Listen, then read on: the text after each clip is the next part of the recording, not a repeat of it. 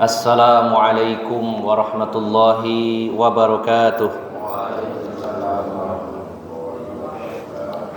Alhamdulillahi hamdan katsiran thayyiban mubarakan fih kama yuhibbu rabbuna tabaraka wa ta'ala wa yarda. Wa ashhadu an la ilaha illallah wahdahu la syarika lah. Wa ashhadu anna Muhammadan abduhu wa rasuluhu la nabiyya ba'dah. Allahumma salli wa sallim wa barik ala nabiyyina Muhammadin wa ala alihi wa sahbihi ajma'in. Ya ayyuhalladzina amanu taqullaha haqqa tuqatih wa la tamutunna illa wa antum muslimun, amma ba'd. Para alim ulama, para ustadz, para sesepuh, bini sepuh yang senantiasa saya hormati, bapak-bapak dan ibu-ibu jamaah Masjid Al-Ikhlas yang dirahmati Allah Subhanahu wa taala. Melanjutkan kajian kitab Asyratus Sa'ah, tanda-tanda kiamat, dan kita masih membahas tentang tanda-tanda kecil, masuk pada poin yang ke-36 dari tanda-tanda kecil kiamat, yaitu zuhurul kasiyatil ariyat. Banyaknya para wanita yang berpakaian tapi telanjang. Munculnya para wanita yang berpakaian tapi telanjang. Jadi sebenarnya bukan telanjang bulat, tapi tetap berpakaian, hanya saja pakaiannya tadi tidak sesuai fungsi yang diinginkan, yaitu menutup aurat. Berpakaian tapi tidak memenuhi kriteria untuk menutup aurat dan sesuatu yang harus ditutup oleh seorang wanita. Wa minha khurujun nisa'i 'alal adabis syar'iyyah wa dzalika bilubsi thiyabil lati la tastatiru auratihinna wa idharuhunna li zinatihinna wa syu'urihinna wa ma yajibu satarahu min abdanihinna. Fa fil hadis an Abdullah bin Amr radhiyallahu anhu qala sami'tu Rasulullah sallallahu alaihi wasallam yaqul. Saya bacakan dulu. Dan di antara tanda-tanda kecil kiamat secara umum, seperti pernah kita bahas bahwa secara umum tanda-tanda kiamat itu rata-rata perkara-perkara yang buruk, walaupun tidak semuanya, tapi secara umum didominasi perkara-perkara yang buruk. Semakin jauh dari zaman Rasulullah SAW, semakin dekat dengan gerbang kiamat, maka semakin banyak keburukan. Walaupun terkadang diseling dengan momen waktu-waktu tertentu yang lebih baik dari sebelumnya. Maka di antara tanda-tanda kiamat, dan ini termasuk keburukan, yaitu keluarnya wanita dari adab-adab yang disyariatkan. Maksudnya penyimpangan yang dilakukan oleh para wanita dari syariat Allah, keluar dari aturan yang sudah ditetapkan oleh Allah Subhanahu wa ta'ala. Tidak mau diatur dengan aturan Islam, dengan bahasa lain sakara PDW, ya, keluar dari aturan Islam. Dan itu juga sebagai contohnya diantaranya adalah ketika mereka memakai pakaian yang tidak menutup aurat mereka dan menampakkan kecantikan perhiasan rambut mereka yang harus ditutup dari bagian badan mereka. Jadi ini fenomena yang benar-benar terjadi, Bapak Ibu jamaah sekalian. Kalau kalimatnya zuhuru muncul, berarti sebelumnya dulu zaman Nabi tidak separah ini. Dulu memang sebelum turun ayat-ayat tentang perintah berhijab, wanita-wanita Arab membuka auratnya. Kemudian setelah ayat tentang kewajiban menutup aurat itu turun, maka seluruh muslimah di zaman Rasulullah SAW semuanya menutup aurat mereka. Tidak ada satu keterangan bahwa ada istri dari sahabat yang tidak menutup aurat. Semuanya menutup aurat. Maka di zaman Rasulullah SAW kaum muslimahnya begitu disiplin dalam menerapkan perintah Allah yaitu menutup aurat. Sehingga Rasulullah menyatakannya nanti akan muncul, artinya waktu itu tidak muncul.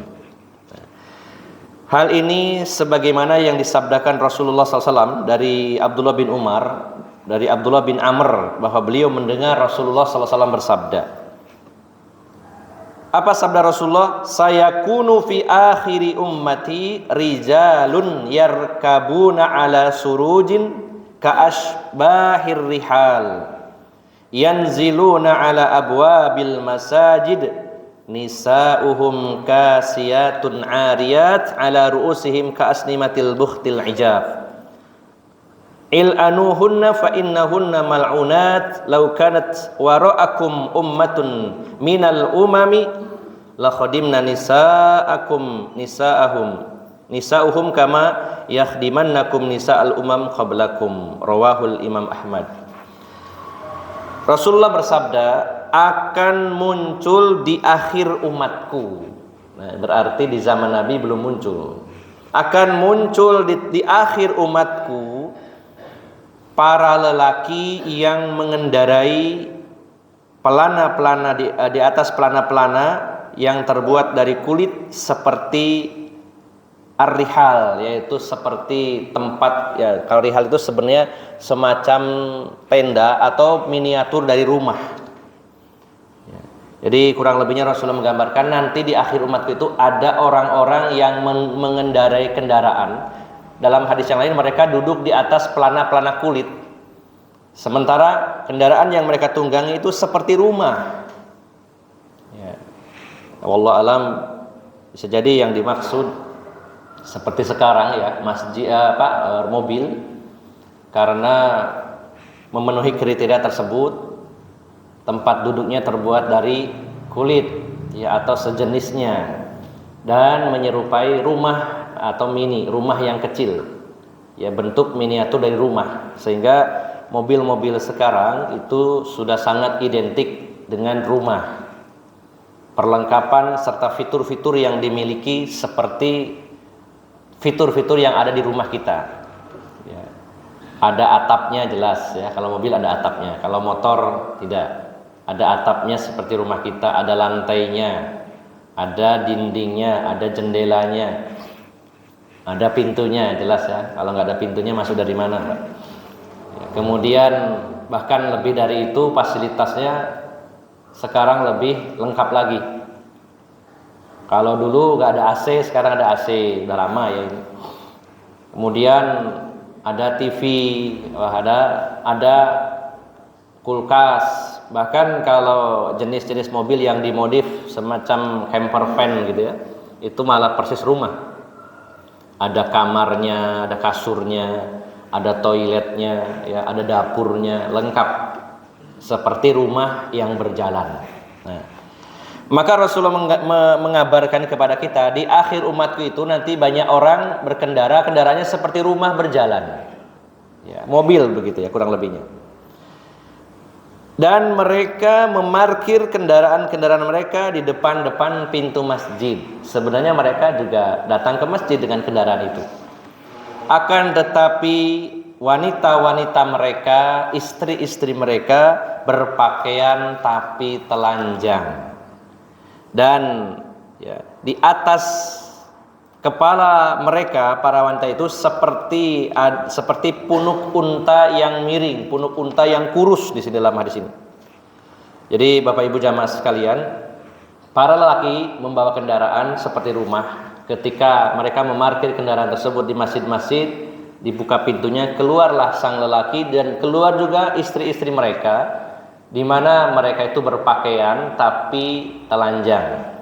Dan rambut mereka itu, kepala mereka seperti punuk-punuk unta yang kurus, yang miring. Jadi kalau Bapak Ibu jamaah sekalian melihat unta yang punya punuk, nah ini punuknya muncul gitu. Kemudian kalau miring, nah seperti ini. Jadi di balik jilbabnya itu ada bendolnya. Pernah ketemu sama yang begitu, Pak? Yang mungkin rambutnya karena panjang dibentuk seperti muncul gitu. Jadi berjilbab tapi ada tonjolannya di belakang. Ya. Tapi bukan di atas ya Pak ya, karena miring itu ya di belakang. Ya. Maka ini padahal berhijab, berjilbab, apalagi yang lebih dari itu. Yang disebutkan dalam hadis ini, para wanitanya berpakaian tapi telanjang. Di antaranya kepala mereka itu seperti punuk unta yang miring. Jadi menonjol di bagian kepalanya, terutama di bagian pertengahan antara atas dan samping sini. Maka kata Rasulullah, il'anuhunna, laknatlah mereka. Ya, laknatlah mereka, karena mereka terlaknat. Rasulullah tegas. Ini yang mengatakan Nabi Shallallahu Alaihi Wasallam. Laknatlah mereka, karena mereka semuanya terlaknat karena memakai pakaian tapi tidak memenuhi aturan syariat. Seandainya di belakang mereka itu ada umat, sungguh wanita-wanita seperti ini akan dijadikan pembantu bagi wanita-wanita umat setelahnya.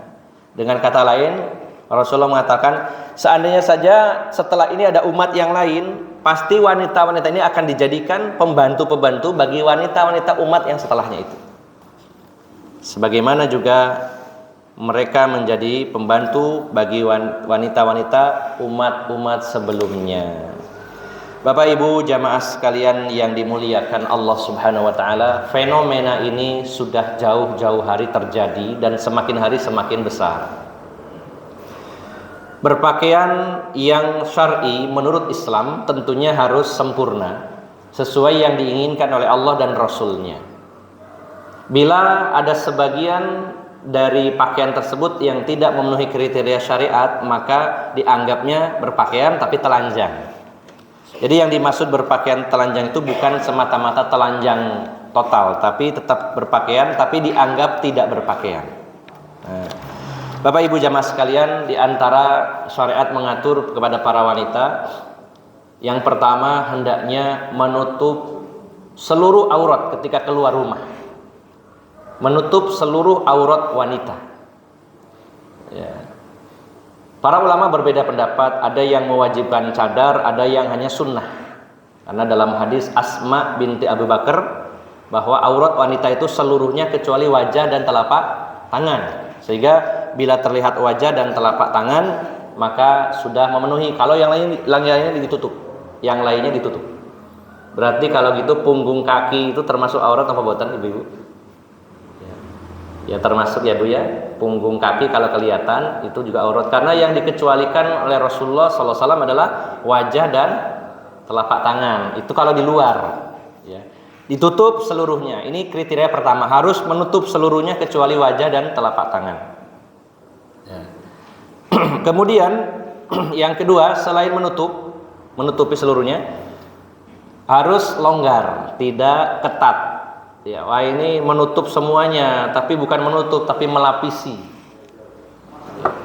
Memang ditutup dari mulai ujung kepala sampai ujung kaki ditutup, tapi ya rapat sehingga bentuk tubuhnya terlihat. Maka fungsi dari menutup sudah hilang di situ, hanya melapisi gitu ya, bukan menutupi aurat. Karena yang dimaksud aurat bukan semata-mata warna kulit, tapi juga bentuk tubuh. Ustadz, saya sudah ditutup semuanya ini, nggak ada yang terbuka, tapi bentuknya kelihatan sama. Itu dianggap sebagai telanjang. Jadi yang pertama harus tertutup auratnya, kemudian yang kedua longgar. Yang ketiga, selain longgar, ada yang tertutup dan longgar tapi transparan sama, ya. Tertutup, longgar tapi transparan, nerawang. Ya, nerawang. Jadi samar-samar kelihatan. Ini juga termasuk berpakaian tapi telanjang karena tidak memenuhi kriteria cara berpakaian. Nah, ada juga yang menutupnya sebagian. Ya, ada yang roknya panjang sampai menutupi punggung kaki di bawah sampai telapak kaki, tapi setelah itu kekurangan benang. Jadi benangnya kurang, yang samping itu terbelah gitu ya. Enggak, maksudnya bukan kekurangan benang ya, memang disengaja ya. Supaya katanya supaya gerakan lebih leluasa, melangkah tidak kesulitan, ada alasannya gitu ya. Nah ini terbuka, jadi panjang tapi dibelek, disobek, sama aja gitu. Ada lagi yang mungkin sebagian ditutup, sebagian dibuka. Bahkan semakin hari semakin banyak yang mengurangi bajunya, semakin hari berkurang, banyak yang tidak berjilbab ya. Kemudian banyak juga yang keluar rumah pakai rok pendek, pakai nun sewu, pakai katok bahkan ada ya. Bahkan juga keluar ada yang pakai tank top istilahnya, ada yang pakai you can see ya, nanti lama-lama you can see all gitu ya, kamu bisa melihat semuanya. Wah, terus itu. Ini banyak pada hari ini Bapak Ibu jamaah sekalian. Ini sudah jauh-jauh hari disampaikan Rasulullah bahwa itu termasuk tanda kiamat karena akan terjadi di akhir zaman. Dan Bapak Ibu jamaah sekalian, ini merupakan bencana dan fitnah yang sangat besar di tengah-tengah kaum muslimin, bukan perkara yang ringan. Para lelaki memang diperintahkan oleh Allah Subhanahu wa taala untuk ghaddul basar, yaitu menundukkan pandangan. Dan pada hari ini menundukkan pandangan semakin berat karena tidak dibantu oleh para wanita yang menutup aurat. Laki-lakinya diperintah memalingkan pandangan, menundukkan pandangan, tapi para wanitanya mengumbar aurat. Ya. Dan selamanya kita sebagai laki-laki tidak selalu bisa menundukkan pandangan, terutama saat nyetir ya. Bahwa jenengan lagi nyetir, di depan ada cewek naik motor, auratnya terbuka. Kira-kira mentelengi nopo lihat ke bawah. Kecepatan 100 jarene kudu nundukno pandangan ya. Ya sulit, sangat sulit. Ya. Memalingkan juga sulit, wong lihat ke depan, di depannya ada. Ya, apalagi sekarang itu di semua tempat ada. Menundukkan di sini, pindah ke sana, ada di sana. Ya, di sana menundukkan, pindah tempat lain, ada lagi. Dimanapun ketemu dengan wanita yang seperti ini. Dan mereka berlomba-lomba bagaimana caranya semenarik mungkin. Bapak Ibu jamaah sekalian yang dimuliakan Allah Subhanahu wa taala, idealnya ini kehidupan masyarakat yang ideal kalau terwujud, masya Allah luar biasa. Yang ideal, ini kita bicara ideal. Idealnya wanita itu, para istri itu tampil secantik mungkin di dalam rumah. Dan keluar rumah, semua hal yang menarik dari dia harus ditutupi. Kan wanita secara karakter dasarnya senang dirinya dilihat cantik, memang kita akui ya, namanya wanita. Senang kalau dipuji, cantik, senang kalau terlihat cantik. Akhirnya mereka salah jalur sehingga mempercantik diri saat keluar. Idealnya adalah seluruh wanita muslimah di rumah berpenampilan secantik mungkin dan keluar menutup kecantikannya tadi. Sesuatu apapun yang menarik di luar ditutup. Gimana caranya supaya bagian dari wanita yang menarik ketika di luar itu terjaga. Nah, kalau ini bisa dilakukan oleh semua orang, semua muslimah, masya Allah efeknya akan besar. Para lelaki ketika keluar rumah melihat siapapun tertutup auratnya. Idealnya begitu. Kalau negara Islam yang seluruhnya menjalankan syariat Allah itu ideal, para lelaki keluar tidak menjumpai wanita yang cantik, semuanya tertutup. Dan yang cantik satu-satunya hanya istrinya yang di rumah. Tapi kan sekarang terbalik ya Pak. Saat keluar cantik, secantik-cantiknya, sehingga orang lain akan berdecak kagum, oh ayu nera wong iki rek. Tapi di rumah tampil seadanya. Wis gawe dasterku wis belel, wis padha suwek digawe mami. Alasane isi enak wis gak neko-neko nang omah ae. Ya, nang omah ae seadanya udah. Nah, ini yang banyak terjadi seperti itu. Saya tanya sama ibu-ibu, Bu, hukumnya bersolek di depan suami niku wajib napa sunnah? Apa, Bu? Ini perlu penekanan karena ini berkaitan sama ibu-ibu. Hukumnya berdandan untuk suaminya itu sunnah napa wajib? Masih belum tahu? Kalau wajib berarti kan tidak bersolek dosa ya. Kalau sunnah bersolek dapat pahala, tidak bersolek tidak apa-apa. Kalau kita merujuk kepada kitab-kitab para ulama, kitab fikih di antaranya kitab Al-Wajiz ya, bahwa tata jammal artinya berhias, bersolek itu merupakan salah satu kewajiban para istri. Ada dalam kitab tersebut ditulis 15 kewajiban para istri, salah satunya adalah mempercantik diri di rumah untuk suaminya. Hukumnya wajib. Hukumnya wajib, jika tidak berdosa. Nah, kalau umurnya 25 tidak terlalu dandan, masih kelihatan cantik. Kalau sudah bertambah umur, ya tambah kelihatan tuanya gitu ya. Makanya butuh bersolek. Dan ibu harus bersyukur ada suami yang meminta istrinya bersolek, berarti dia ingin menjaga pandangannya di luar. Saya tidak mau melihat wanita lain, inginnya melihat kamu, tapi kamunya sayangnya parah gitu ya. Nah, arep ndelok sopo iku ya, nang jobo duso, nang omah ya ngene modele. Nah, gitu loh, Pak. Kasihan bapak-bapak. Ya. Jadi kalau ada suaminya minta ibu-ibu cantik, ibu bersyukur punya suami yang ingin melihat kecantikan istrinya. Apa salahnya? Jadi dimodali ibu sebisanya bagaimana caranya supaya menarik suaminya ya. Ya tidak harus terlalu yang berlebih-lebihan. Yang penting gimana caranya suami itu menarik. Ya. Sudahlah di luar godaannya banyak hari ini, banyak wanita yang membuka auratnya, tampil menarik di luar, memukau, mempesona, ya, mendebarkan, ya, nyampe rumah menyebalkan. Kan jadi bingung Pak. Ya jangan sampai ibu-ibu ya. Ini kewajiban. Ibu-ibu berusaha tampil cantik di dalam rumah. Ya, tampil cantik di dalam rumah. Bahkan para ulama menyebutkan wanita terbaik adalah wanita yang pemalu di luar tapi pemberani di dalam rumah. Ya. Bahasa agak vulgarnya, di luar sangat pemalu tapi di rumah genit sama suaminya, itu bagus, tidak apa-apa. Itu wanita terbaik. Sehingga suaminya merasa tentram, senang, ya. Mudah-mudahan dengan demikian suaminya tidak tolah-toleh di luar, ya. Nah, idealnya memang seperti itu, wanita menutup aurat, laki-laki menundukkan pandangan. Tapi hari ini musibah bagi kita semuanya, banyaknya wanita-wanita yang membuka auratnya, dan ini adalah salah satu tanda di antara tanda kiamat. Maka saya menyampaikan pesan kepada para ibu, jangan ambil bagian dari tanda-tanda kiamat tersebut, yaitu membuka aurat atau berpakaian tapi telanjang. Kemudian Bapak Ibu jamaah sekalian yang dimuliakan Allah Subhanahu wa taala, masih banyak hadis-hadis yang lainnya. Di antaranya satu lagi ini yang sudah disampaikan pada bab sebelumnya. Hadis dari Abu Hurairah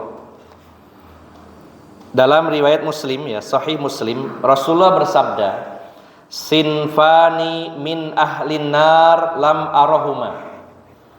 Ada dua penghuni neraka yang belum pernah aku lihat. Dua kelompok manusia yang akan menghuni neraka. Nauzubillah. Yang pertama, qaumun ma'ahum siyatun ka'adnabil baqar yadribuna bihan nas.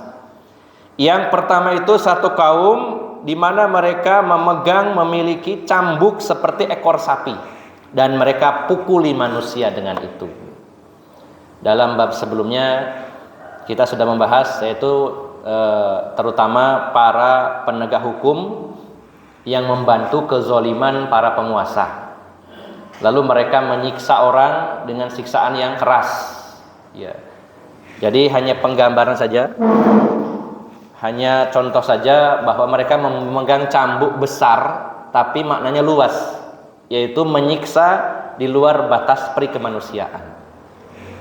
Muncul kaum yang menyiksa manusia di luar batas perikemanusiaan, menyiksa dengan sadis, dengan sangat keras. Maka ini kelompok yang pertama yang akan menjadi ahlun nar, ahli neraka, di mana Rasulullah belum pernah menyaksikannya. Yang kedua, Rasulullah tidak menyaksikannya, menyatakan lam arahuma, saya tidak melihatnya.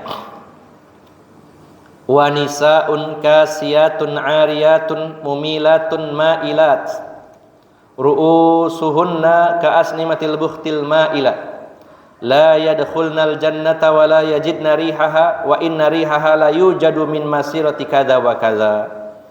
Yang kedua, orang-orang yang akan menjadi ahli neraka dan Rasulullah tidak pernah melihatnya. Wanita-wanita yang berpakaian tapi telanjang, ya. Kemudian mereka lenggak-lenggok kalau berjalan, dan kepala mereka seperti punuk unta yang miring. Mereka tidak akan masuk surga dan tidak akan mencium aroma surga, di mana aroma surga akan tercium dari jarak sekian. Dalam hadis yang lain 500 tahun perjalanan aroma surga sudah tercium. Tapi dua kelompok ini tidak akan masuk, bahkan mencium aromanya saja tidak, jauh dari surganya Allah Subhanahu wa taala. Maka ibu-ibu yang dimuliakan Allah Subhanahu wa taala, ya sekarang kita sabar, ibu-ibu sabar walaupun sumuk ya, mudah-mudahan terhindar dari sumuknya bahkan panasnya api neraka ya. Karena semua ini kembali kebaikannya untuk para ibu itu sendiri. Allah menyatakan tujuan dari pensyariatan nutup aurat itu adalah sebagaimana firman-Nya, ya ayuhan nabiyyu qul li azwajika wa banatika wa nisa'il mu'minina yudnina 'alaihinna min jalabibihinna zalika adna ayyurafna fala yu'zain. Ya. Tujuan diantaranya berhijab itu adalah supaya wanita itu dikenal wanita baik-baik dan supaya tidak diganggu. Ya. Kalau sudah menutup auratnya dengan bagus, disiplin dengan pakaian yang syar'i, yang sesuai kriteria syariat, insya Allah akan menjadi wanita-wanita yang dipandang, dihormati dengan baik dan orang tidak akan mengganggu. Kenapa hari ini banyak juga wanita yang berjilbab diganggu? Ya karena tidak sempurna tutup auratnya. Ya. Mungkin kepalanya ditutup, badannya ditutup, tapi dari pinggang ke bawah rapat, akhirnya digoda tetap. Ya. Atau tidak memenuhi kriteria yang lainnya, nerawang, tidak sempurna tutupnya dan lain-lain. Maka kembali kebaikannya itu kepada para wanita, para ibu harus bersabar menunggu sampai saat dimana hari Allah akan membalas semua kebaikan-kebaikan yang ibu-ibu lakukan dengan taat kepada Allah dan Rasul-Nya.